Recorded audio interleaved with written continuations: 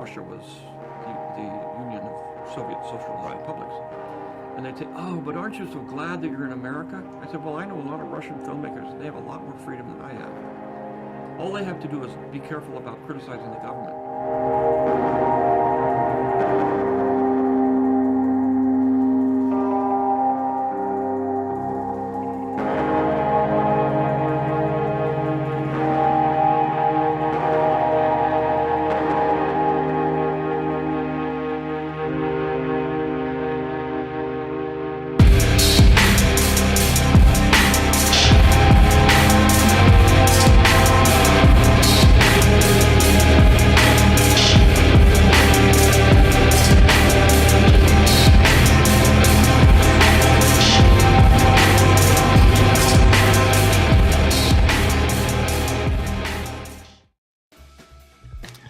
Good morning to most, good afternoon to others, and good evening to our viewing audience across the pond.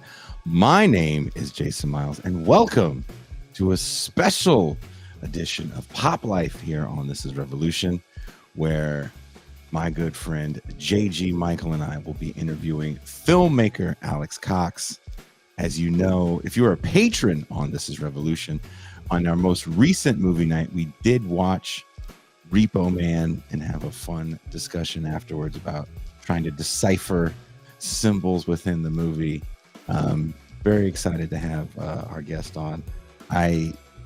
Prepping for this show, I decided to kind of dig into the catalog a bit and rewatched Sid and Nancy at about midnight. Very interesting midnight viewing. I thought I was going to watch it and kind of doze off and get ready. I was like, oh, I'm awake now. But let me bring in my co-host in this endeavor. He is the host of Parallax Views. He is my very good friend. Please welcome JG Michael. Howdy. How are you? I'm doing good. Well, JG and I have the distinct pleasure of interviewing a true icon of independent cinema, writer and director Alex Cox, known for his distinctive style and rebellious spirit. That fits very well with what we do here. Alex Cox has made a significant mark on the film industry with his unique vision and uncompromising approach to storytelling. Alex first burst onto the scene in the mid-1980s with his cult classic, again, that we watched here on TIR, Repo Man, that masterfully blends punk rock, science fiction, and dark comedy. He followed this with the critically acclaimed Sid and Nancy, a gritty and poignant portrayal of the tumultuous relationship between Sex Pistols bassist Sid Vicious and Nancy Spungen. Throughout his career, Cox has consistently challenged conventional filmmaking norms, producing a body of work that is both provocative and thought-provoking. Today, we will not only be discussing Alex's past works, but his latest vision, My Last Movie. My Last Movie is a Western version of Nikolai Gogol's Dead Souls. According to Alex, Dead Souls is a great book full of irony, mystery, and meaning. Alex is once again bypassing Hollywood by starting a crowdfunding campaign. Wherever you are listening or watching this show, there is a link in the description to the campaign so you can contribute. Join us as we sit down with Alex Cox, a maverick filmmaker whose work has left an indelible impact on the world of cinema. Whether you're a longtime fan or new to his films, this conversation promises to be a fascinating journey into the mind of one of the most original voices in contemporary filmmaking. Please welcome, coming live from an undisclosed location in the Northwest, Alex Cox.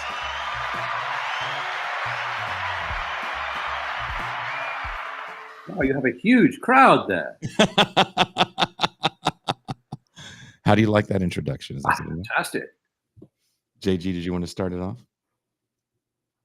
Well, I guess the first thing we wanted to do was talk about your Kickstarter, which, as far as I can tell, it's done very, very well. This is for what you're describing as your last movie, Dead Souls. Maybe you can tell us a little bit about that and how well the Kickstarter's gone. Well, yeah, I'm raising money for a film version of Gogol's book Dead Souls, set in the American West in the year 1890. Some of it is cast. We're still raising money, even though, yeah, we've exceeded our goal, but we set the goal deliberately low because Kickstarter advised us that it's very difficult to raise money for It's very film difficult to raise money. crowdfunding nowadays. Yeah. So we need more money. We need as much money as we can get, and all that money will go into making the film, because I don't get paid. I just do this stuff because it is my vocation. So I wanted to ask, why did you want to adapt Gogol's work? I'm not as familiar with his work. I only know the famous vampire story he wrote. I think it's called Vi or V, but I'm not as familiar with his work. I haven't read that. I mean, I started reading Russian literature a couple of years ago because, and I'm very, very ignorant about a lot of things, and that included Russian literature, about which I knew almost nothing. But when, at the beginning of the Russian, special military operation in Ukraine, the Russians were so demonized, not only the Russian government, but Russian culture. Russian artists working in Europe and the United States were supposed to denounce their government and their country. And I just thought this was racism of the most extreme nature, and so that got me interested in Russian literature. And so I started out, as you do, with Dostoevsky, which of course was quite amazing. And then, well, then the lower depths, and then some Tolstoy, but when I got to Dead Souls, that really impressed me as something that actually I thought I could translate into a film. And it seemed that the serfs about which Gogol was writing are paralleled in the American West, or even today, by the Mexican guest workers and the undocumented, who provide so much of the heavy lifting for the American economy, just as the serfs did prior to their liberation in Russia. And so it just seemed like a perfect match, really, because I love the American West. I love the locations. I love the locations they built in Spain for the Italian westerns. And so I thought this would be a great match. And so that's what I'm trying to do. I'm raising money for a Western version of Gogol's Dead Souls to be shot in October and November of this year. So, did you grow up watching those old spaghetti westerns? Oh, yeah. I went to the movies. When I was a kid, there were two movies. You used to go to double bills. And so I saw A Fistful of Dollars and For a Few Dollars More on a double bill, when I was like 15, 14, something like that. Can you imagine what that was like? Because there hadn't really been anything like that before. There'd been obviously some very good American westerns, but nothing that had quite the cynicism, the irony, and the visual stylishness of those Leone films. And so I was very, very interested in seeing more of those Italian westerns, and I did. Because it feels like your first movie, Repo Man, is to me, it has a bit of a Western feel, definitely taking Route 66. When the movie starts off, you see the car following Route 66. I think, a Western's a template for a lot of different things. I mean, there certainly are Western elements, or Western kind of plot elements in a lot of the films that I've done.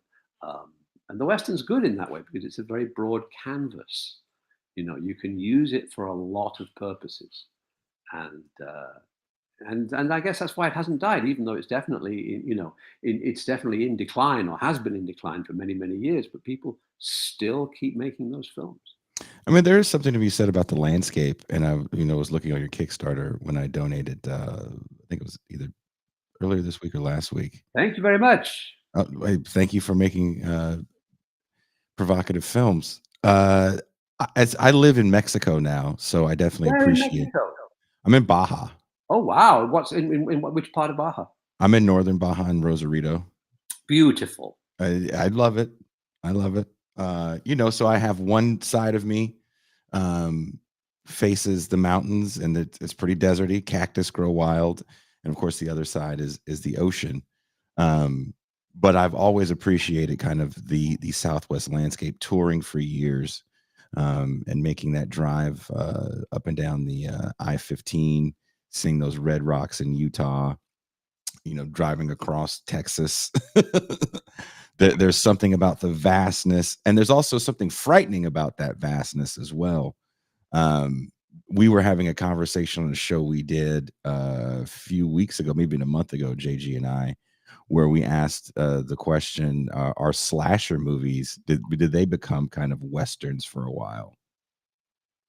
Yeah, I don't know. I've never really been into horror films very much, and I'm not a big fan of torture. So that's a genre with which I'm not very familiar, except Oh, fair enough. the original Frankenstein, Bride of Frankenstein, that kind of thing I could discourse on. But other than that, horror films have never really been my It is interesting, though. I mean, the amount of directors that have been influenced by Westerns over the years. I always make the joke that, if you watch enough Paul Schrader films, you get the feeling that he's like reimagining The Searchers each time with the way he tells his stories. And John Carpenter, of course, was very influenced by Westerns. So I think it's interesting how many directors have been influenced by the Western genre. And I think it's for a lot of the reasons you already pointed out. There's sort of a template you can follow with them.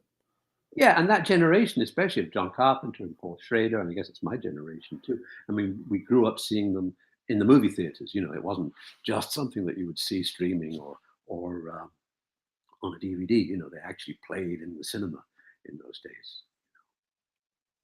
I mean, so I guess that's why the science fiction Western is something that your generation comes up with. Well, also John Carpenter made that wonderful film They Live, Mm-hmm. which is really quite something. I mean, the first half, 2/3 of They Live is just about as good as it gets. It's absolutely very special. Oh, maybe the greatest fight scene in cinema history. Right? The fight in the alley is where for me it sort of starts to go downhill after that. They don't quite have a conclusion to the film. Where can you go after something that epic? Yeah, that's right. Right? If you cut it short, the scene doesn't hit the same way. So you have to show the whole thing. And then where can that movie go? Again, I don't know how they cut it. I don't know if John had a different idea and the studio was like, maybe that's a little too much. I think but I mean, obviously he enjoyed it. He enjoyed that kind of that world of wrestling and stuff. I mean, it's just that after that, it's hard to figure out how to finish the film because it's got such a great opening. I mean, how many films are there where the hero is a homeless guy? Oof, that's a and this good is point. An American Hollywood universal picture. Amazing. And then he makes this discovery. When he puts the glasses on, and boy, man, it's dynamite. It's dynamite. So it's very hard to figure out. That's a really good point, especially the way the homeless is being demonized in American campaigns right now politically. To go back and watch They Live from that perspective, that it starts off with an unhoused man looking for work who becomes the hero. That's really, I don't know if you can make that movie today. No, you couldn't. And you couldn't make Repo Man either because of what we said about John Wayne. It would be, oh It's man, not a very woke movie. That was one of the discussions. So after we watched the movie, we watched it with everybody kind of online in like a group setting, like a Zoom setting almost, and we get to talk about it. And that was definitely one of the comments people had about was the John Wayne line, because it feels like it comes out of nowhere and just like, whoa. And I was told that story as truth because I knew a guy that we called Swatty. And he had a company in Santa Monica called Arrow Glass and Mirror. So he claimed that he had installed two-way mirrors in John Wayne's house in Brentwood. And John Wayne came to the door in a dress. That's the story that he told me. Like a lot of things in Repo Man, these were things that people really said to me. And I was just the scribe. JG, do you want to follow up? Yeah, I don't want this to become like the They Lived show, but since you mentioned They Live, and Alex, I kind of agree with you actually. The fight scene that everyone talks about, I think there's other aspects that get overlooked when we talk about that film. I got to see it in a theater in 35 millimeter at an indie type theater a few years back, and just that scene where they're invading the homeless encampment, and just wrecking everything. The sort of shock troops of the alien overlords. That's Otherwise like known a as the really LAPD and impactful the scene. sheriffs, right? Say What's that again. that? I didn't hear you. Otherwise known as the LAPD and the sheriffs. Right, Yeah, yeah, right. yeah. Well, the other scene that I always remember is that there's this monologue that Roddy Piper gives, where he talks about how his dad just became this like mean person, and he talks about the power and the glory and all this stuff, and it's I feel like it's moments like that where he's Carpenter is sort of dealing with the meanness of the Reagan era. It's those moments in between the big fight scenes that for me stand out in films like that. How important do you think just the sort of moments in between the big action set pieces are when making a movie? Oh, I mean, obviously they're very important because the big action set pieces sort of make themselves. I mean, if you've got a scene that says, they clear the homeless encampment, well, the assistant directors are going to take care of that, and the stunt guys. And the director just sort of sits back in the trailer or in their director's chair and watches it all happen, and then the editor puts it together. So the action scenes, although they're fun to edit, action scenes are really fun to edit, but I think that they're largely schematic in terms of making them. Now, some people would disagree. Obviously, I mean, if Sam Peckinpah, shooting the action scene was the most important thing for him. That was what he loved the most. But for me, the action scenes are kind of filler in between, like you say, in between the really interesting stuff. We have a super chat question for you. Do you see the question on the screen on the side, Alex? It says, "Love the film. It was crazy seeing a punk become a reactionary." What is your opinion on the hose? Loyal, not loyal? No need to answer that question. What was it like working with Emilio Estevez? Spelt wrong. He was fine. He was a good actor. I mean, he. I really wanted to make the film with a guy called Dick Rude. Oh, okay. Yeah. Dick Rude is the guy who plays Otto's best friend, Duke, who's just out of juvie and dies tragically in a liquor store shootout. And I wanted to make it with Dick. And I know that Cy Richardson, who plays one of the Repo Men, he was much keener on working with Dick than working with Emilio. But the thing was, you have to, it's all about compromise. It's all about diplomacy. If you're making a film for the studio, you can't make it with unknown individuals. You have to have certain names that will give them confidence. And especially because in the case of Repo Man, the lead actor was Harry Dean Stanton, a brilliant American character actor who'd never had a lead role before. And so we kind of had to cast this guy who was the son of Martin Sheen because he was Hollywood royalty, and that gave the studio a bit more confidence. So this time around, you're bypassing the studio system, and I'm going to do a show on this channel coming up, asking the question, "What is Hollywood a year after the strike?" How do you see making films in the studio system today? Is crowdfund? This is going to be a two-part question, multi-part question. Is crowdfunding, in your opinion, the way it is now, easier than what it would have looked like in the 80s or 90s with the internet? And are you opposed to the studio system? So if a studio was like, you're a proven commodity because you did this thing that became a cult classic, we want you to do a streaming series. Here's a comfortable barrel of money. Oh yeah, but that will never happen with me because I made a film called Walker. I made a film called Walker about American imperialism while the United States was de facto at war with Nicaragua. Yes. And killing thousands of Nicaraguans. So there's no way the studios are ever going to give me money ever again. So therefore, I just have had to find my own way. And so I've made films that were funded by Japan. I've made Mexican films. I've made films that were funded by a Dutch television company, by the BBC. by private investors, by crowdfunding. It's all wherever the money can be found. Wherever the money can be found, I will take that money and I will spend it. Do you think it's easier to go the crowdfunding route than it was trying to drum up money back in the day? No, it's a lot more work. It's a lot more work because you have to do a lot more outreach. You have to you interact with the people who are crowdfunding the film. At the end of the day, when the film is finished, your work begins again because you have to create all the DVD elements, all the Blu-ray elements, the posters. You have to sign them. You have to put them in an envelope, mail them out. It's a lot of work, but it's a way of raising money to make a film, and that's the important thing. I crowdfunded a small documentary series that I'm trying to make on juxtaposing pro wrestling and the way we digest media, and kind of the rise of cable news. And it didn't hit its peak, but it is a struggle trying to finish everything and then get the perks out. Yeah, it's been a nightmare. Well, I thought that was interesting to watch the debate between Biden and Trump, because when Trump came out, he sort of carried himself like a wrestler, Yeah. He had that kind of big frame. And I just thought, wow, yeah, he picked something up when he was doing the wrestling.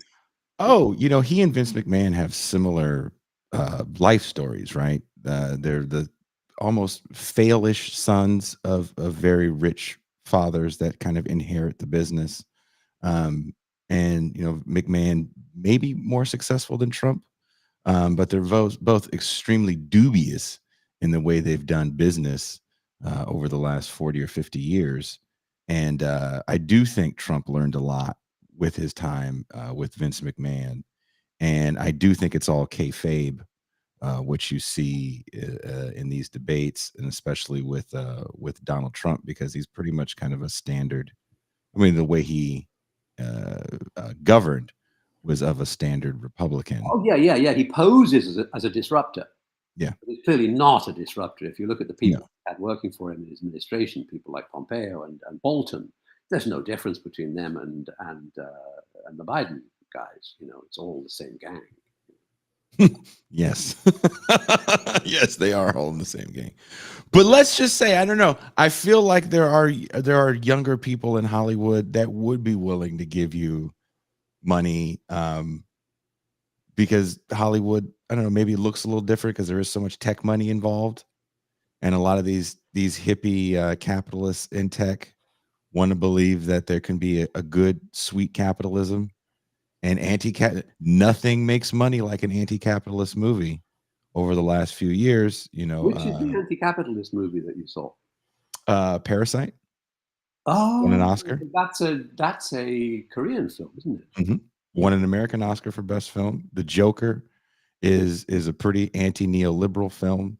Well, that's true. And that's an American film. You're right. The Squid Game series on Netflix is pretty much an anti-capitalist film. But I think all these movies end with the Thatcherite, there is no alternative. Mm-hmm. And I think that's why they can get made. I don't think they really offer any sort of alternative vision. No, I think in the end, no. I mean, I think that's right, because both Parasite and Joker don't. There isn't a sort of a. I mean, because you even think about the failings of the ending or the last third of They Live, but actually he does get people to wake up. Mm-hmm. He manages to make people wake up, and that's something that we don't get now in films. I mean, there was a movie that we aired here on this channel, and I don't know if you've seen it. It's from the late 60s, called The Spook Who Sat by the Door. No, I haven't seen it. I remember the title. But originally it was pulled from the theater after the first week. And only in the last, I think maybe 10 years, it's available on DVD, but I wouldn't even know where to even look for it. Mm-hmm. But that's one of those few movies that I could see being frightening to the establishment, because there is no messaging in it. It's really about a black man that, through these now inclusive, almost DEI-like programs, becomes a Secret Service agent, takes the skills he learns in the Secret Service, and then goes to the inner city and creates like these guerrilla forces of gang members to upset the system, so to speak. It's an awesome film. It's an awesome film. I think it holds up today, almost 60 years later. Have you seen it, JG? No, I have not, but I'm familiar with it. It So I will have to feels rectify like that. something that would never be me. Kind of like Repo Man as well. You watch Repo Man, I'm like, this movie would never. How did he sneak this through? No, And I felt that way. I felt that way about Sid and Nancy to a certain degree as well. I do have to ask. There's a nihilism in punk rock that I think younger generations looked at as rebelliousness. That to me really led it to a road to nowhere. I think there's two big time cultures in punk: the culture of deconstruction and the culture of authenticity. And I think both those things kind of work to nullify any real movement within that genre. Do you kind of see it the same way? well, I think for me, the point of Sid and Nancy is the scene when they go to the methadone clinic, and Cy Richardson, again, a very good actor, Yes. he won't give them their methadone until they've heard his lecture about Yes. where the heroin comes from and what it's for. And he tells them essentially the McCoy politics of heroin in Southeast Asia story, Mhm. about how this is something that is imported by the intelligence agencies and makes a lot of money for certain gangsters in order to keep you sedated. Mhm. And you have the opportunity to create a revolution, and look what you've ended up at. And that's the point of the film. That gave me Long. goosebumps. That line, by the way, please tell Cy Richardson that he's a brilliant actor. Hey, you could talk to him. I'm sure he'd do a show with you. I would love to. I'll put you in touch with him. He's a really good guy and very approachable.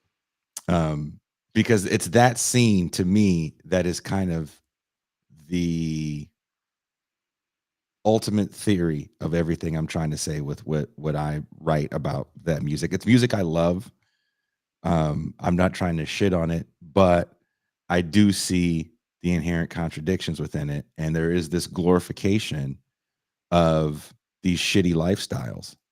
And I don't think you glorify it in that movie. I think you make it as ugly as it can possibly be, warts and all. And it is that scene where it's like, dude, you could have a good revolution, but you're too busy, effing off. And that was the idea. That was the idea of punk. I mean, it was like the surrealist thing. I mean, surrealism was supposed to be not just an artistic movement to make money for Salvador Dali.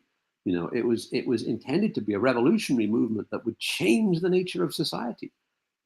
And so was punk. But as Buñuel said, that was our goal, and we completely failed. And you do it again, and I'll shut up soon because I know JG is about to. If he could kick me in the nuts, he would.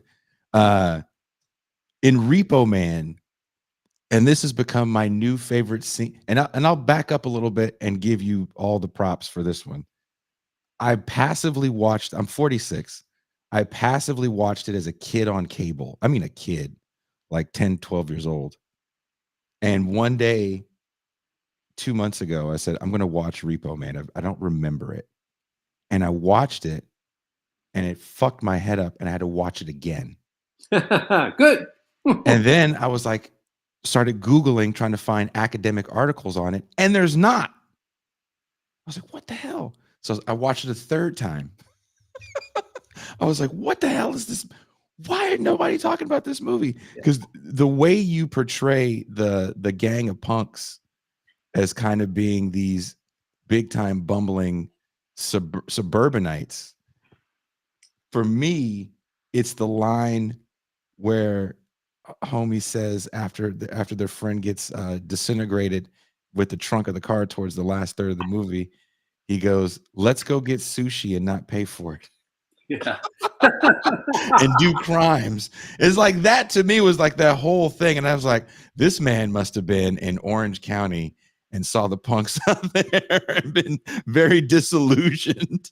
That's the extent of their revolution, That's as far as it goes. Let's get sushi and not pay. Let's stiff the waiter.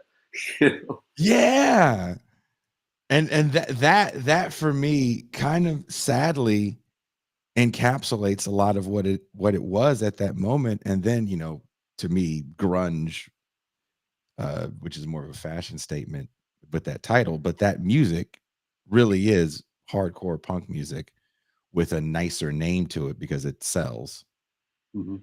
And also that music is very inward looking and isn't really the rebellious movement builder that I think people want it to be. No, and like the person that asked the question earlier observed, you know, it's very easy for Otto, as the protagonist of the movie, to just remove his earring, put on a tie, and he's all of a sudden he's part of the establishment. You know, Yeah.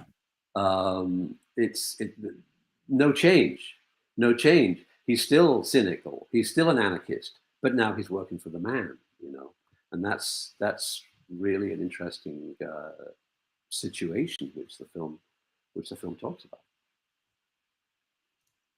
JG, I'm gonna shut up now. What I wanted to ask you, Alex, and I don't think I've ever asked you about this in our previous conversations, was, you know, you've had an interest in anti-imperialism. You visited Nicaragua during the election of Ortega to see, oh, what is it really as bad as the American media is saying?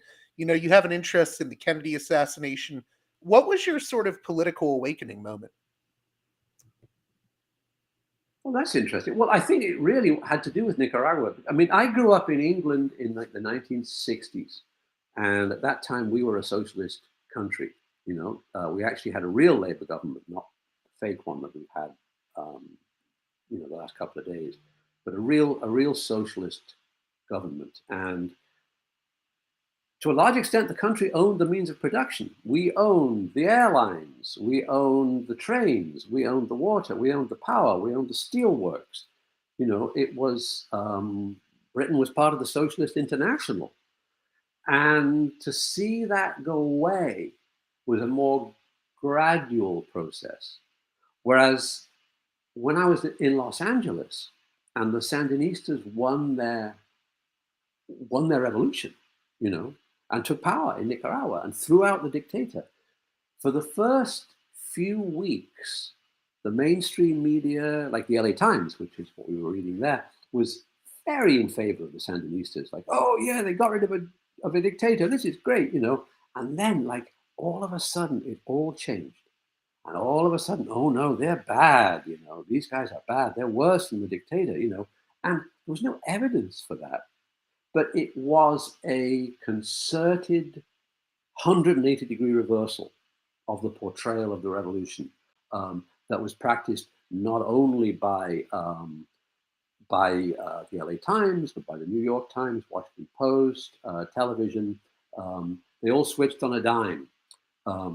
Just in the same, and so that perhaps was my awakening when I realized, oh wow, actually media is manipulated. There really are oligarchical forces in this society of ours which just tell newspaper publishers and editors what line they should have.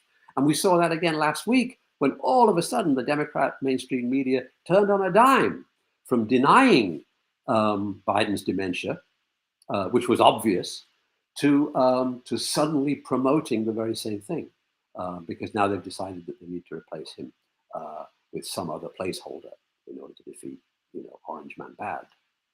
So it's interesting how that happens and how many people noticed that, you know, especially younger people, and they're just sitting there thinking, wait a minute. We were told last week that Biden was totally on top of his game, the best president since FDR, and now we're being told he's a demented maniac, you know, by all the mainstream media simultaneously, you know. So that's eye-opening. Just like putting those glasses on was eye-opening for Roddy Piper. I also wanted to ask, because sometimes I wonder if I'm being too nostalgic, but I feel like, you know, the 70s and even a part of the 80s were like a completely different era for film and politics and the way that the two would interact with each other. You know, in the 70s, you had movies like The Parallax View, or even if you look back at the Italian cinema of the time, movies like The Mattei Affair. Oh, You know, yeah. and I feel like that stuff doesn't exist anymore. You know, it's like, could they make these movies today? Do you get that same sense, or am I being too nostalgic for a bygone era? No, it's absolutely true. I mean, there were political films being made. just like, you know, you mentioned this book Who Sat by the Door or Uptight. There were films which had a political sense, and that's been kind of erased now. You know, it's important. What do you think led to that erasure, though? I'm curious. I think in the 1980s, a desire to consolidate power, a desire to push back the achievements that had been made in the direction of socialism. There was a thing called the Powell Memo. There were deliberate decisions on the part of the corporate oligarchy to regain control of the political process, of the media, both the entertainment media and also the news media. And it was very successful. It's been very successful. So that now we have uniformity.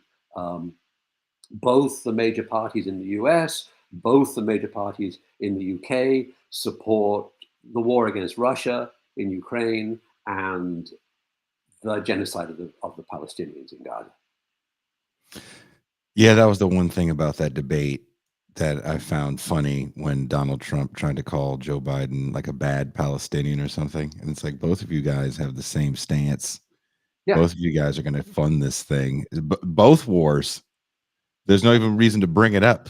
Yeah, and the only reason that Trump might want to, you know, bring the Ukraine war to an end is because it's not working. You know, NATO is losing quite badly, and it's better to get that war finished so as to prepare for the war against China. You know, which again, both Democrats and Republicans are in unison, and the European Union, all ready for that war. You know, that's the important one. I do have a question to go back in your Wayback Machine, because you said you grew up in the 60s, and again, in watching a movie like Sid and Nancy, which is taking place between about 78, 77 in the UK, you paint a very bleak picture of the UK with kind of kids running amok, very violent. Was that a bit of tongue-in-cheek satire, or in your opinion, was that what you remember it as? No, I mean, they're not violent. They're smashing up cars with hockey sticks. You know, they're shaking one kid down at a point. They were shaking one kid down for like a couple of bucks, and the Gary Oldman, Sid Vicious character tells him. That's the interesting thing, though, isn't it? And I think this came from, you know, attempts being made by environmental organizations to prevent the creation of, you know, a new resort in Vail, Colorado, you know, to prevent logging. You know, there were acts of physical destruction of property. You know, they would put like sand in the gas tanks of loggers' trucks and stuff. Oh, how terrible, you know. And that now is, you know, or now they might try and stop a pipeline. Can you imagine that, you know? So I think one of the genius acts of the oligarchy over the last, you know, few decades has been to equate property damage with actual injury to human beings. But often the property damage is being caused to prevent injury to human beings or animals or the environment.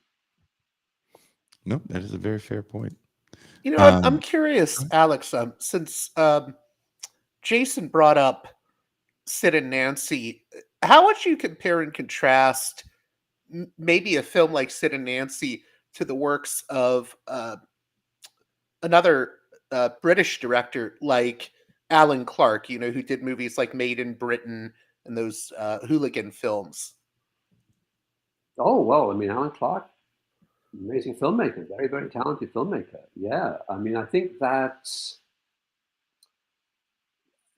in general, I think his films are probably more naturalistic.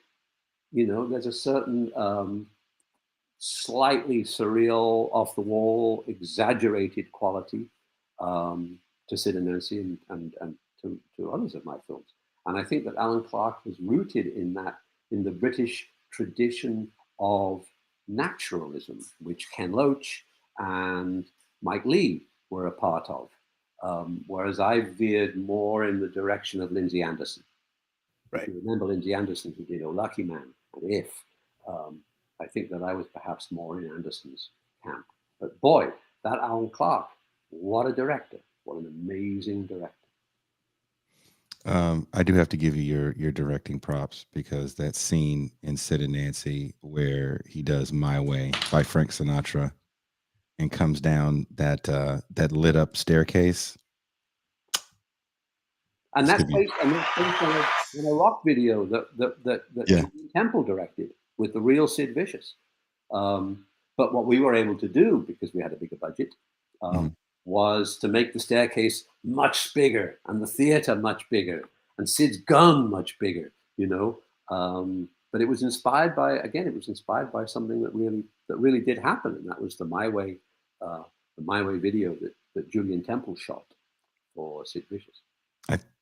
You can find that somewhere, can't you? I'm sure it's online. Yeah, I'm sure if you just look for it on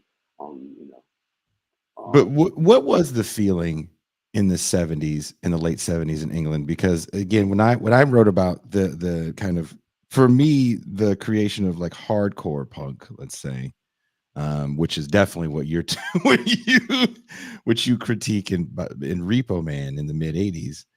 For me, 84 is the moment that movement is for the most part done, because you get the re-election of Reagan, and which everything before that is like Reagan's their enemy. Our war is against this conservative regime that's coming through here and across the pond with Thatcher and Reagan. And you got the Sex Pistols with the #1 song that's blank with "God Save the Queen," and Thatcher stays in office for how many terms? 2. Oh yeah, and look at what we were rebelling against, because we weren't rebelling against Thatcher. We were rebelling against the Labour government. We didn't realize how good we had it, because in the 1970s in England, and I imagine over in the US as well, you could quit your job and get another job. Working people had a lot more autonomy. Students weren't broken by an enormous burden of debt.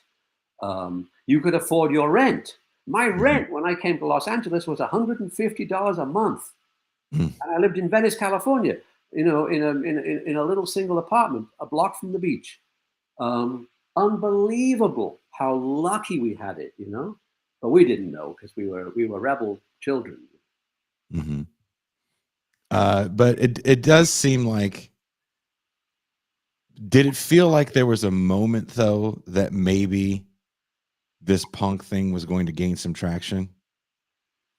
Well, we hoped, but that's like Buñuel thinking that the surrealist movement was going to gain traction and change the nature of society. But it's hard to do that, although you've got a revolutionary podcast, so you never know. Still hope. Well, I mean, these conversations are a lot of fun. I usually talk to professors and political figures, so I started doing this show on my channel where I can actually, for me, have fun and talk to people like filmmakers and artists that I definitely admire. And I do have to give JG a big shout out to hooking this up. And again, I want to thank you for agreeing to come on. Oh, sure. JG. No, it's my pleasure. JG, I know you have some more questions. Oh, I just wanted to ask, what do you think about the state of film today? Because sometimes I'm despairing over it, but then I'll be surprised by the little diamonds in the rough that I find. So I just saw a movie that came out last year called Farha, which it got released on Netflix very quietly. It was made by a Jordanian filmmaker, and it dealt with the massacre of Palestinians in 48, as part of the Israeli-Palestinian conflict. Really great film, coming of age story that deals with, this political tragedy, and just the oppression of the Palestinian people. And it really surprised me as a film. But it was so quietly released. And then I saw recently a friend of yours, Alex de Iglesia, just started a TV series, 30 Coins, which I'm looking forward to seeing. I didn't know, though, up until recently, that Alex was still working. I think he's a really underrated filmmaker. But the fact that you're seeing people like Alex still working, people like yourself are still working, there's these up-and-coming filmmakers making movies like Farah, I think there is a new blood out there, and I think there are really interesting films coming out. but it seems like they can get lost through the cracks very easily these days. Well, you said it. You answered your own question. Yeah, absolutely. There are good films that get made, but will we get to see them? You know, I saw a really good film by Andrei Konchalovsky called Sin. Did you see that? No, I haven't. It's about Michelangelo. It's the best artist biopic that I've ever seen. It was made in Italy with an Italian crew, Italian cast. It's fantastic, you know. But how do you get to see it? I also want to. I'm sorry. Go ahead, JG. I'm sorry. No. Go on, Jason. You know, I wanted to ask that question. How do you get to see it? You know, again, I did music, still do music, not to the same extent. I don't tour or anything like that. But releasing an album in 2024, actually for the last 15 years, has literally been the equivalent of a fart in the wind. It's extremely hard to get anybody out there to hear it, especially if you're not touring relentlessly. And if you're doing something that's kind of not of the norm, that's also going to be a bit of a struggle for you. All that being said, you can crowdfund, make your own movie, shoot a movie on an iPhone. That's been done quite a bit. There's so many devices for steady cams for a phone in this day and age. Editing is a lot different digitally. You're not cutting tape, you know, anymore. It's easier to make an album. It's easier to make a movie, but getting that thing seen seems so much more difficult. Do you agree? Well, yeah, because we have, you know, in a sense, you know, we the workers, the media workers, have gained the means of production, but we don't have the means of distribution. And I think what was very beneficial in the long ago days before Amazon was that you could go to a physical record store. You could go to the VHS or the DVD store and look at what was on the shelves, look at what was in the racks, you know. So you'd go to the punk section and you'd go through it, you know, you'd go to the standard rock section or whatever you were interested in, you know, and you'd go through it and you'd say, oh, I don't know this band, you know. It was like going to the library or the bookstore, you know, and you'd go to the shelf and you'd find on the shelf, oh, look at this book, this looks interesting, you know. And that's what we've lost with the wonders of the internet, is the ability to see all the other things that surround the one thing that you're looking at. You know, suppose you find, you know, never mind the bollocks, here's the Sex Pistols. But how does that lead you to the Clash or the Jam or Devo, or the Specials or the Selector? You know, the context is missing. I mean, I think there's still tastemakers. I don't know if you agree, JG, that are, I don't want to say important, but I think there's still tastemakers, and there's still a payola system, especially in music. Now it's playlists. It's not radio stations anymore. It's terrestrial radio for the most part is dead. But even independent media could take up rack space in a 7-Eleven even. You know, where I'm from in the Bay Area, I remember discovering this magazine. I want to say it was called like Film Thread or something like that, when I was a kid, and it had an article about the Cramps in it, and that's how I found out who the Cramps were. It also had an article about the movie The Bad Seed, and I went to go, you know, discover that old movie because of this super random magazine that I thought had a really cool cover. That sort of gets into something I wanted to mention here, because I know, Alex, that a lot of people know you for films like Repo Man and Sid and Nancy, but I became more familiar with you through, I was big into tape trading growing up. So I knew people that had copies of your Movie Drome episodes where you presented movies like THX 1138, The Parallax View, et cetera, and, you know, that was like what you're talking about, Jason. That was like my film threat, watching those Movie Drome episodes. Where can we find that, Alex? Oh, I think people have posted them online. I mean, no doubt they constantly get taken down, but people keep putting them up. So if you want to see any of those Movie Drome introductions, probably a lot of them are currently sitting waiting for you to watch them. They get put up, they get taken down. Do you have any thoughts on, since that was made by the BBC, what do you think about how the BBC has changed over the years? Well, the BBC has always been, a branch of the government, right? I mean, when George Orwell worked for the BBC, one of his jobs was to denounce leftists, to stop them working at the BBC. And nothing has changed, right? There was an opening. I noticed that somebody commented and said that her mother grew up in Birkenhead in the 1970s. I also grew up in Birkenhead in the 1970s. And the story is, there were all these strikes. There was garbage in the streets. There were the troubles in Northern Ireland. But wait a minute. There were strikes. Isn't that a good thing? Mm-hmm. That people could go on strike, that the dustmen could go on strike and refuse to collect the bins until they got a pay rise. And as for the troubles in Northern Ireland, isn't that just, who's responsible for that? The Irish Catholics or the English government in London supporting this Protestant enclave, and funding it and arming it and killing and torturing Catholics and murdering them in the streets, So in a way, there was a crisis, but there's a crisis now. And I think that in the 1970s, the people on the bottom rungs of society, the people who weren't the winners, the people who didn't live in London, had a lot more power and a lot more autonomy. And so I remember those times very fondly, for the same reason as your correspondent's mother, was made uncomfortable by them. There were the Toxteth riots in Liverpool in the 1970s. And that was portrayed in the mainstream media as like a race riot. But it wasn't a race riot. It was black and white and Chinese people, all of whom were the underclass in this very poor part of Liverpool, rising up and burning down the police station.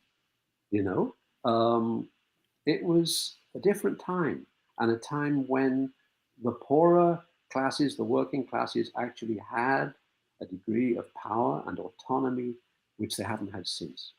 So I remember. Do you think it was a time where there was more of this idea that we can have a vision of a different future, as opposed to, we were talking earlier about how, movies like The Joker present more maybe a nihilistic picture, or there is no alternative type picture. It sounds like you think there was a time where we could envision a future outside of the one we've gotten.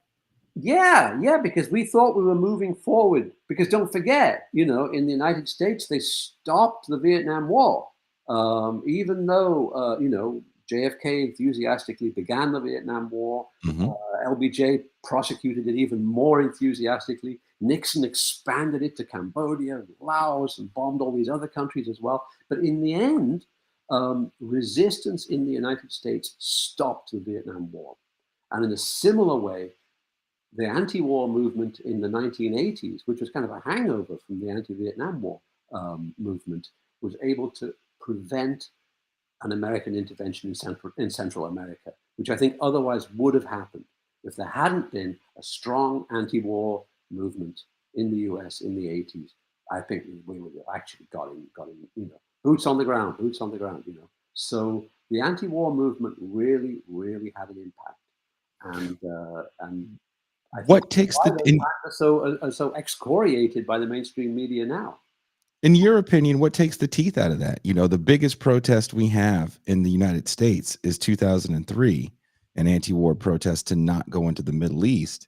We go into the Middle East and stay there for 20 years.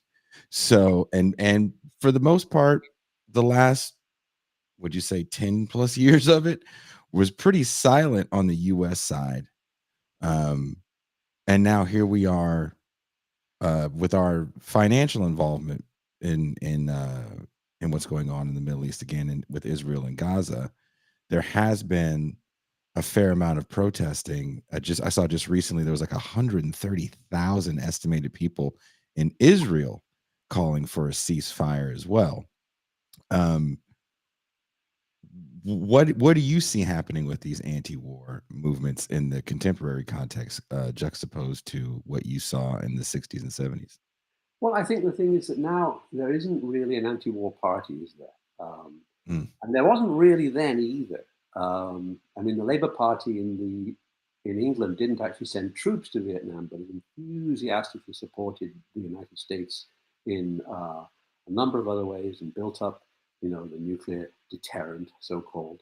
And I think the hope is that new political parties will appear. I mean, there's a great fear in Europe now and in the UK because of like the Reform Party or AFD in Germany or Le Pen's party in France.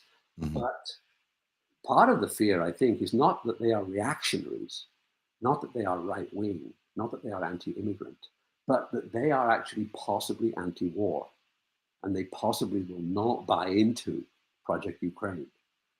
And so I think, in a way, we have to support, even if we disagree on principle with some of these allegedly far-right parties' points of view on issues like immigration, perhaps. Mm. But even immigration is a thing that is used by the ruling class in order to divide the working class and keep salaries down, keep wages down. Yes. So I think that a new kind of discourse is needed. And what the oligarchy really fear above everything else is a left-right alliance. If somehow Farage's party and George Galloway's party, the Workers' Party, which fielded 160 candidates in the general election but didn't win a single seat, if a left-right alliance could take place, that would scare the pants off the mainstream. But there's a lot of racism on the right side that's hard to align with. Wouldn't you agree? Yeah, I think so. But there's a lot of racism in the center as well. There's a lot of racism from the Democrats, the Labour Sure. Party, the Sure. Tories, the Republicans against the Palestinians in Gaza. They hate those brown people. I mean, had Donald Trump not said black jobs, you know, I think that comment might hit a little different as it. But look what's happening with black voters. Women, black voters in the U.S. are staying with the Democrats, but blacks and Latinos, males aren't. There is a big shift, and I would say a lot of it, especially if you go to somewhere like Chicago. I've written about this. If you look at Chicago with the migrant caravans, right? Uh, when they first started arriving, the whole line was, "Well, these people are taking your resources, right? Your black resources." There wasn't like all this black earmarked money in Chicago, um, even though Chicago's a pretty chocolatey city. Um, but you have, I think it was like 30,000 people in a year got dumped there, and now their homeless population has tripled. So Chicago has, a horrible issue now with those migrant caravans. Strategically for the Republicans, that was probably the greatest thing they ever did. But you just can't get over all the racism. It's just way too prevalent. Yeah, no, I mean, I hear what you're saying, and it's not, there's no excuse for it, but there's no excuse for war either. There's no excuse for us to get into a nuclear war with Russia or China. I mean, look at the racism that's directed towards the Russians. Look at the racism Sure. directed towards the Chinese now. Sure. And we need to be able to get past all of that. We need to get past the racism that we know about in our own societies, but we also need to get past the racism that our mainstream governments, whether they are Republican, whether it's Trump or whether it's Biden and the Democrats, the racism that they direct against people in the Middle East, against people in Asia, against people in Latin America. Because the reason so many people are fleeing their homes in Latin America is because of our policies there. Agreed. We have made their lives miserable. Agreed. And if we want to, well, but it's a two-part thing, isn't it? The mainstream politicians don't want to change anything because they want to keep wages low in the US. They want to keep the working class divided against itself, and they want to dominate Latin America. and get that lithium out of Bolivia and get that copper out of Chile. Oh yeah. Look, again, I live in a border town, so sadly, Yeah. Because you live in Holland. Yeah, I've seen kind of the travesty of both policies, right? I've seen the travesty of Trump's remain in Mexico policy, and I've seen what that looks like now with Biden doubling down and going, "Oh no, we're going to keep this remain in Mexico policy." So I see the families that are not Mexican, that are native Guatemalans, Nicaraguans. I mean, whole families huddled together against a fence with the hopes that they can have an asylum hearing. So I see what U.S. policy does to the rest of the world. You said you've been to Nicaragua, so you've seen, warmongering U.S. policies. I guess what I'm trying to get at is I understand that there are elements of people that may purport to be right wing, or they're probably not as right as they think, and there are places where on that Venn diagram we would agree, right? Well, can I add something to Sure. this real quick too, Jason? I mean, yeah, I remember when there were efforts to try to get the U.S. to intervene and stop the war in Yemen a few years back.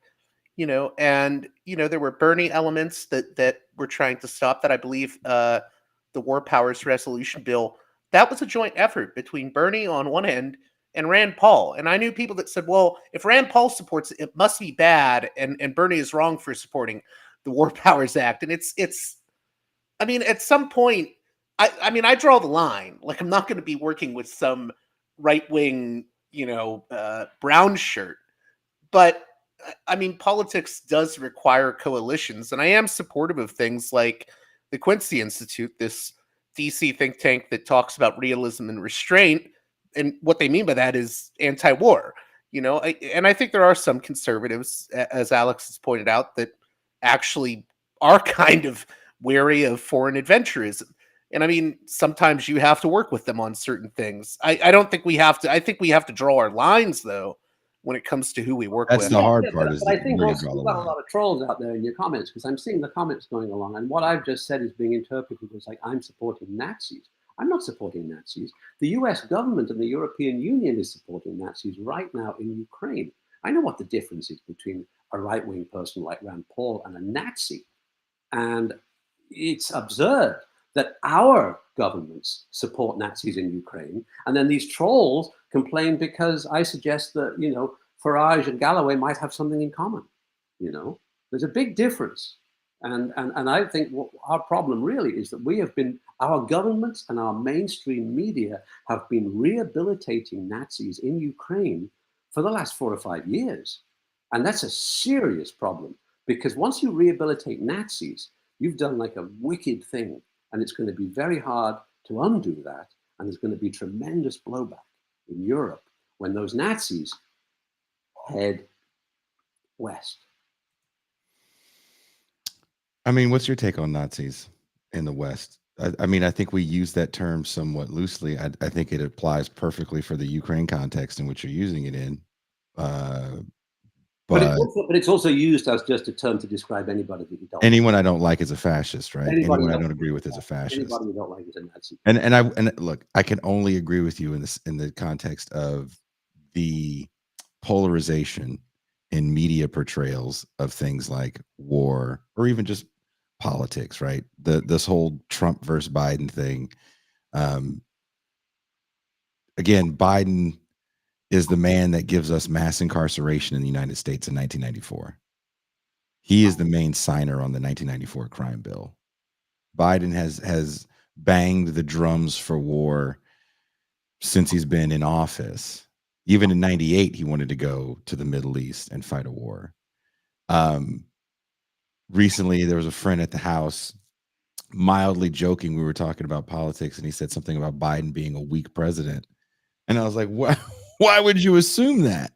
But because of the way people interpret politics through the lens of media, which has to present it to you in this kind of kayfabe-ish way of Democrats are soft on this and they don't like going to war, but Republicans are protectors of this and they like to cut your taxes. And it's like, well, that's not necessarily true.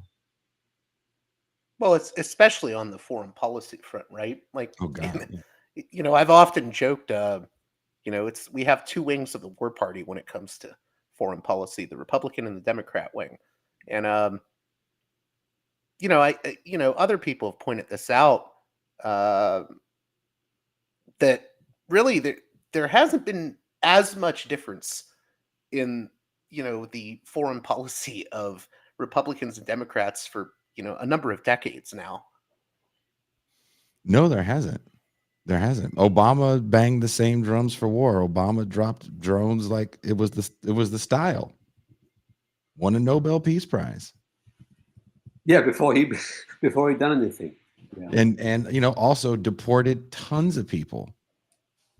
Obama's immigration was horrible. It does get even worse under Trump. It feels like that dude has to just be almost comic bookish with the way he wants to run the country just to prove a point. The wall was just to prove a point.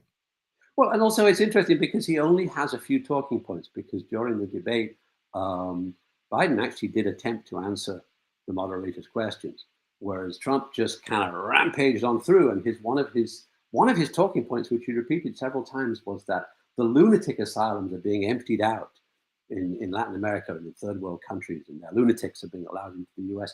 Where does he think these lunatic asylums are? Which countries can afford to have lunatic asylums anymore? Yeah. Certainly nowhere in Latin America. So it's sad that the mainstream discourse, as you say, there are two parties, there are two war parties, and there has to be a solution to that. We cannot go on buying into the idea that we must support the Democrats or we must support the Republicans, we must support the Tories, we must support Labour, because they're so discredited and they kill so many people in so many countries abroad. They kill so many third world people, so many brown people, so many yellow people. They're our enemies, and we as the underclass, the working class, we need to get together and work against that. Well, again, I guess I'll ask the same question again. You are of an era where there is more social movement. We're more connected now than we've been in our history, right? I'm talking to you, you're over 1,000 miles away, and you're 3,000 plus miles away from JG on the eastern side of the United States of America. And we can have this conversation and have it in front of, we don't know how many people are actually watching it because I can't see the Twitter views. And yet and still, I feel like we're more fragmented when it comes to social movements than we ever been before. We've seen some big protests. Just 4 years ago, the country burned for George Floyd. There was no mention of any Black initiatives, BLM. It was pretty quiet on the debate stage about that. And that was one of the things the Democratic Party used to get into and the White House and even certain mayoral positions, right? We got to get the fascism out. So do you think, unlike maybe the era you came up in, these issues come and go as the news cycle changes? I don't know. That's a very big question. I mean, it's like you said so many things there. I mean, just about us being connected, and yes, we are connected, and we are all talking. But what does it lead to? What's the end result when there's so much information? Yeah, I don't know that. Well, I mean, I've speculated what I think the solution might be. It upsets people a lot, but maybe they can come up with a better solution. I asked that question because I think it's interesting to talk to people of a different era, right? You didn't have the internet. So you actually had to go out and talk to a neighbor. You went out to a show, talked to people at a show. We were talking the other day, there were people handing out pamphlets, communist pamphlets at shows, many years ago. Not to say that doesn't exist anymore, but attendance is down across the board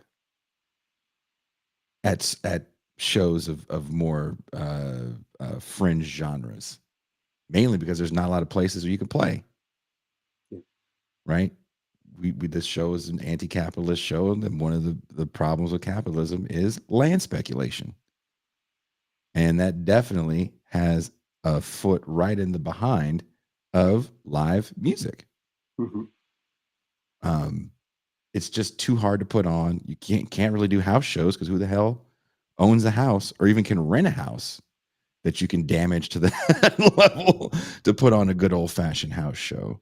So it feels like to me, and this is just my own personal opinion, my old man, yelling at clouds opinion, is that we're just so atomized, and the internet gives us cathartic release, and there's not a lot of patience because the way we understand history is extremely linear and quick. Like Martin Luther King gave a speech, some people got hit with fire hoses one day, the next day a civil rights movement happened. A hippie put a flower in a gun, the next day the Vietnam War ends. Right? There was self-immolation in 1964 to protest the Vietnam War in the United States. It happened 3 times. In 64, the war ends in what, 75? So you're talking about 11 years before that ends officially. Civil rights really starts in the 40s in the courts. You don't get the passage of that bill to 64 and 68. So, are we prepared for the long fight, or do we just turn off because now we have treats? I mean, to be fair, I think a lot of that's colored by.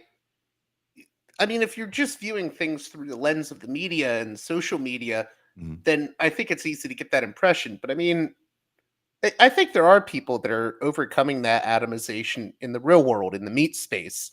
I mean, I am impressed by some of the things we've seen with the pro-Palestinian protests. I mean, we've seen students getting together and holding their ground and doing things together in that real world rather than just online.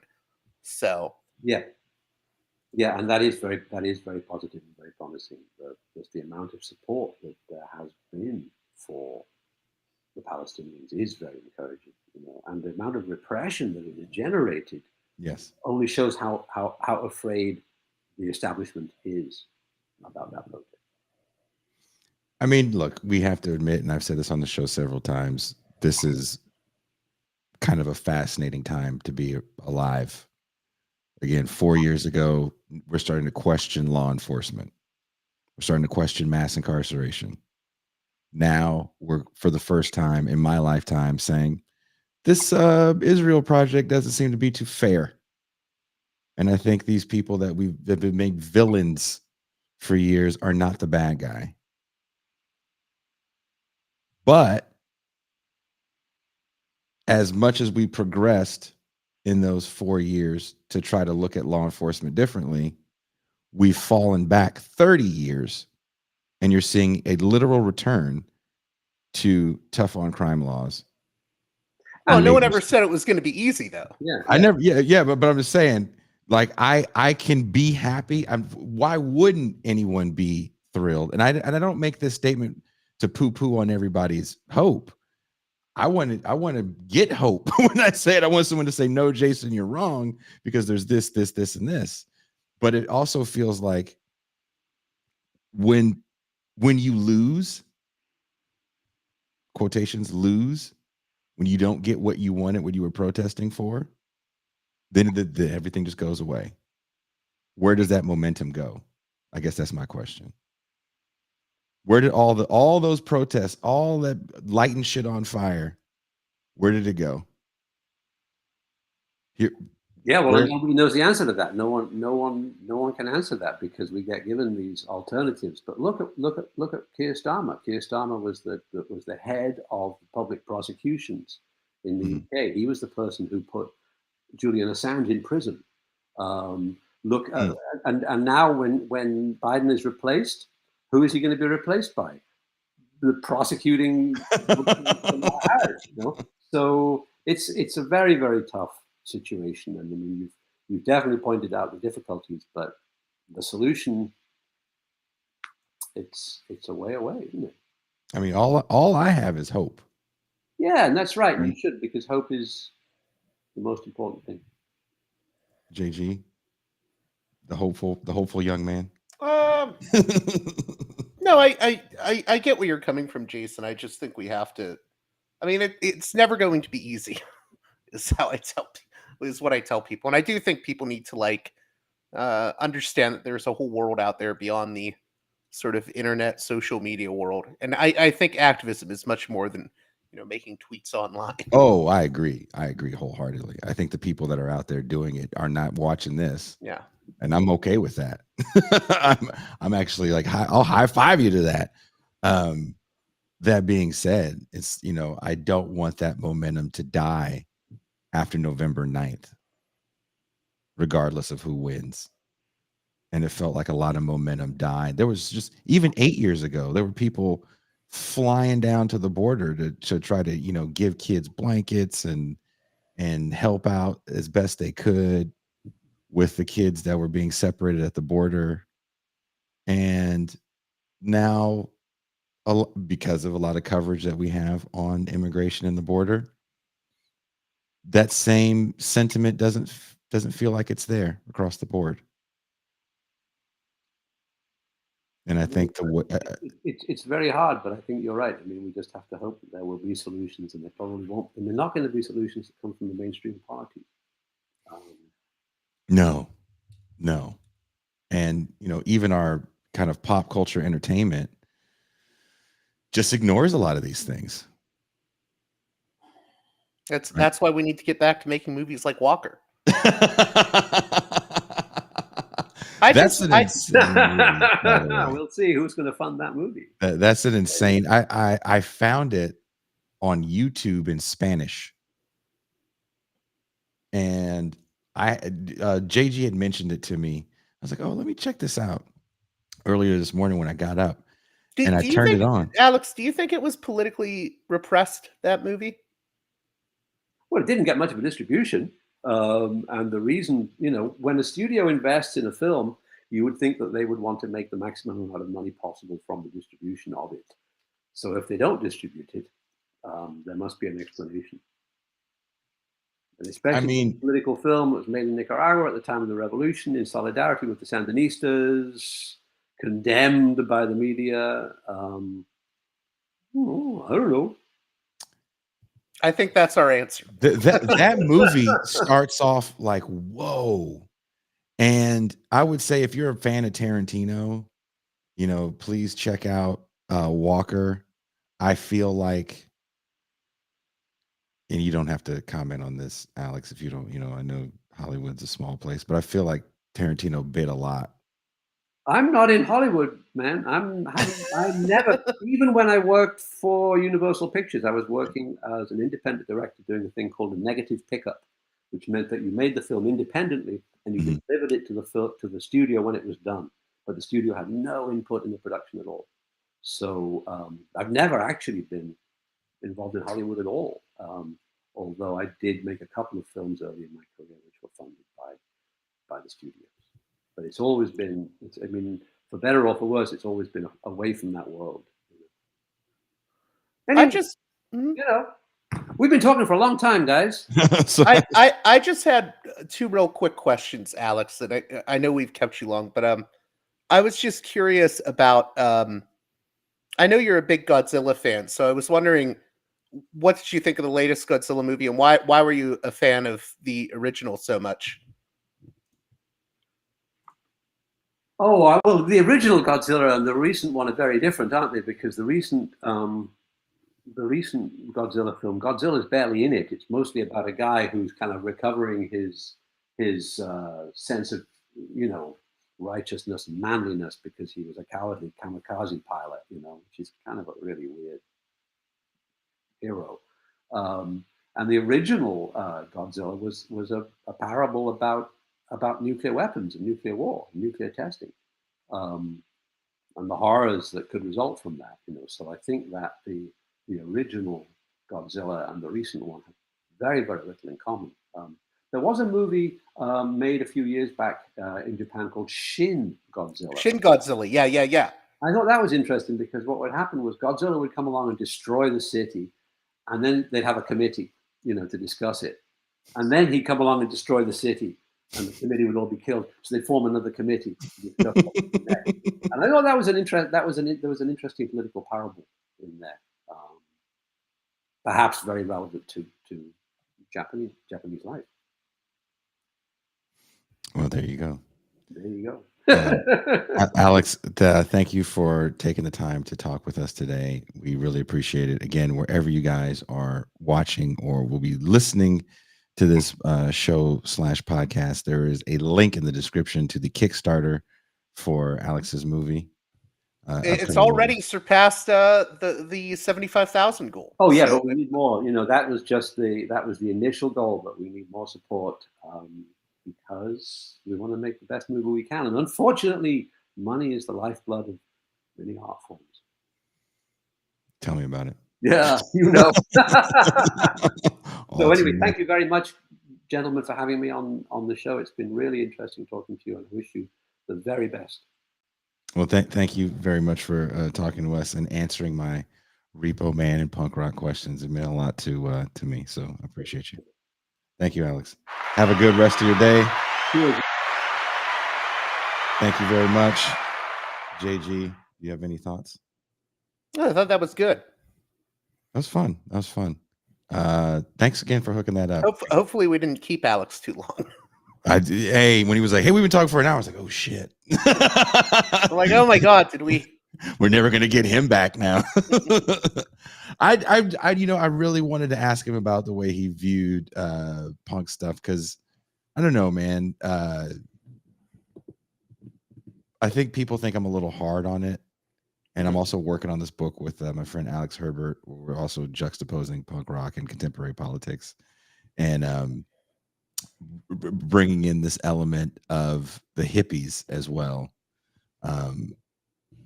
Because there is something kind of self-serving. I like the fact that, Dizzle pointed out the fact that, dude goes from punk rock to reactionary, like kind of over a breakup, right?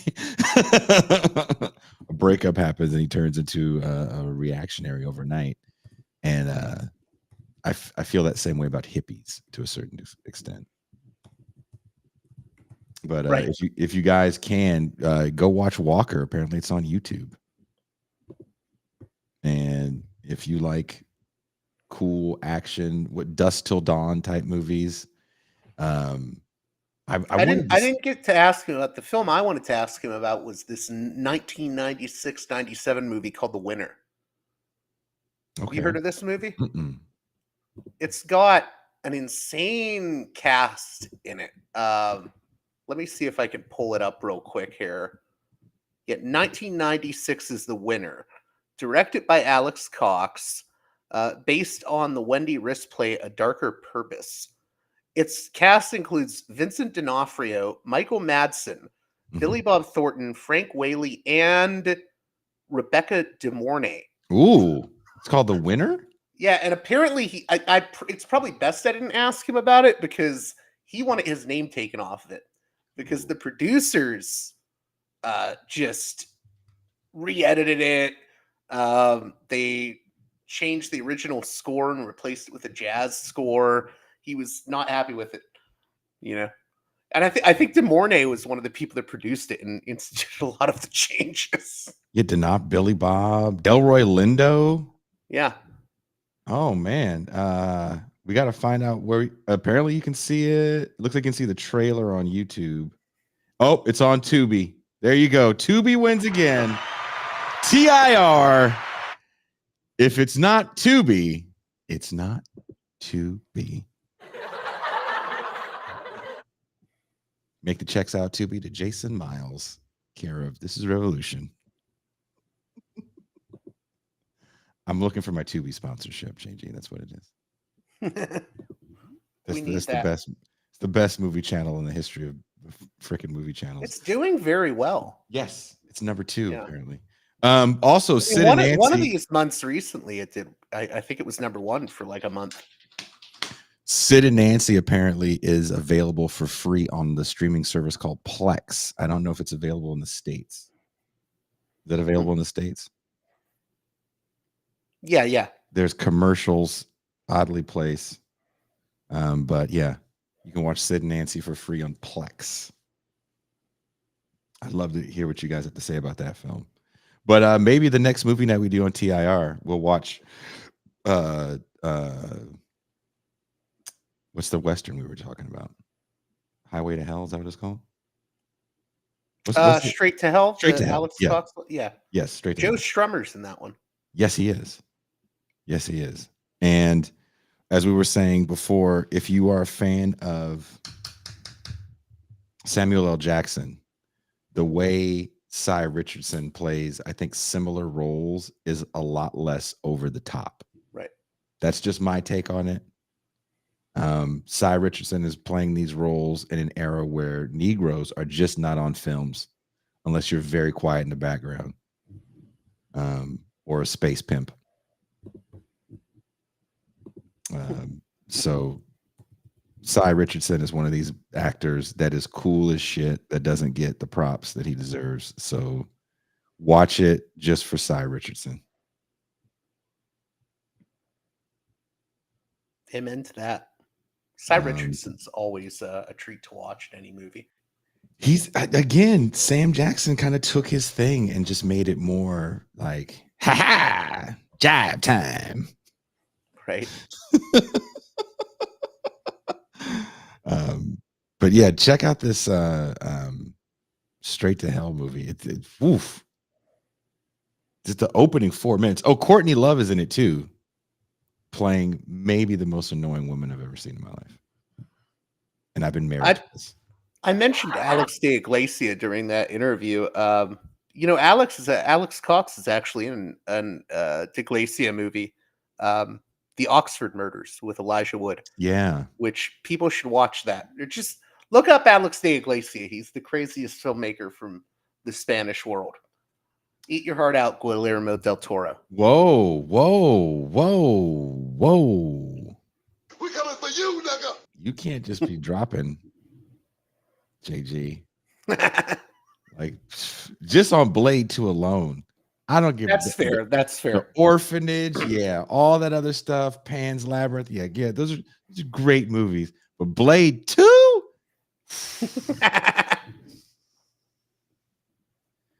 Very heartbroken he didn't try to do a Blade 3. No, we just got that one with the pro wrestler Triple H instead. Wasn't it called like Blade Trinity? It wasn't even called Blade 3. They had to call it Trinity. Yeah, it's, it is what it is. It's a film, I guess. I'll watch Blade 2 if it's on like regular TV and I'm at someone's house and Blade 2 is on. I will sit down and watch that and enjoy the hell out of it every time. See, DC Joe back. Sigh is great into Sleep with Anger. Don't sell Keith David short. We should have a Black Cinema People Day, and we should just talk about Black people in movies that don't get talked about enough. Or just brown people, because there's also brown people that don't get talked. Elizabeth Pena doesn't get talked about enough. Very iconic role she played in La Bamba. So let's do that one day, JG. No, I'd be down for that. There's a lot of Black actors I think are like very underrated, like especially the character actors like Antonio Fargas. There's a lot over the years that have gone under the radar.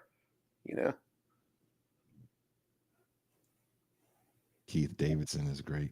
Is the GOAT. Keith David, not Davidson. I don't know who the hell that is. All right, JG, let's go. It's late where you are. It's early where I am. Apparently the sun is out. I'll find out in this dark room once I open the curtains. Thank you again. We have to do this again. Let's talk more about movies again. Crazy movies. Maybe you can join us for the movie night when we do Straight to Hell. I want to do that. I'm going to talk to Jeremy about doing Straight to Hell for movie night. And you know what? I didn't even get a chance to ask Jeremy my questions. Damn it. Jeremy, don't get mad at me. The conversation got derailed with war talk.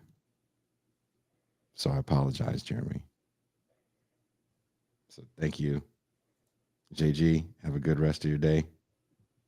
Everybody, thank you for joining us on this late start Saturday show. That's my bad.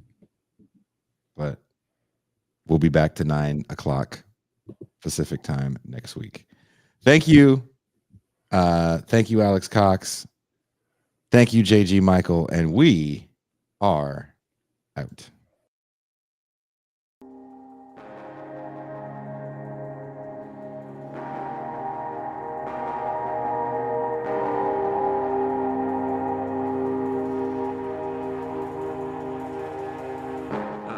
Back when Russia was the Union of Soviet Social Republics, and they'd say, "Oh, but aren't you so glad that you're in America?" I said, "Well, I know a lot of Russian filmmakers, and they have a lot more freedom than I have. All they have to do is be careful about criticizing the government."